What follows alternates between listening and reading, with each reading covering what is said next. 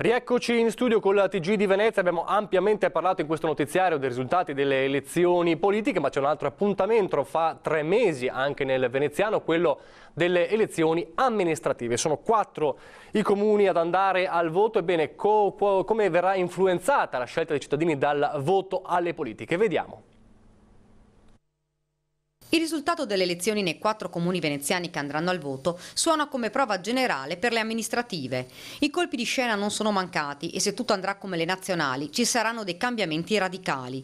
Il fenomeno Grillini si fa sentire a gran voce anche in provincia di Venezia, dove potrebbe addirittura ottenere 2 comuni. Martellago, 21.400 abitanti, situato alla periferia di Mestre, in mano al centro-sinistra da oltre 15 anni, rischia di perdere lo scettro.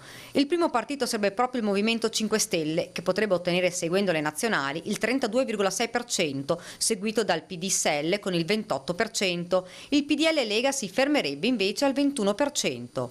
Attese le votazioni a San Donà di Piave, ora retto dal centrodestra. Fondamentale sarà la scelta del PDL e Lega, che potrebbero in questo caso non andare insieme. Se così dovesse essere, rischiano di perdere il comune. L'alleanza infatti porterebbe in testa il centrodestra con il 27%, seguito da Grillo con il 23,9%, mentre il PD rimarrebbe al 23,4%.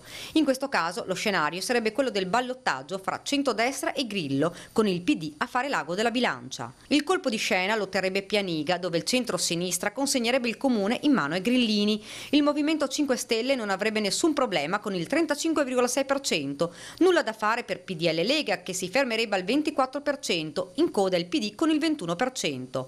Ma non è finita. Ultimo comune del veneziano che dovrà rinnovare l'amministrazione è San Stino di Livenza. Il comune, con 13.088 abitanti, passerebbe dal centro-sinistra dritto dritto nelle mani del centrodestra, un sorpasso non da poco. Il Popolo delle Libertà e la Lega Nord otterrebbero il 30%, nulla da fare per il PD con il 27%. In questo caso il Movimento 5 Stelle si fermerebbe come terzo partito al 24%.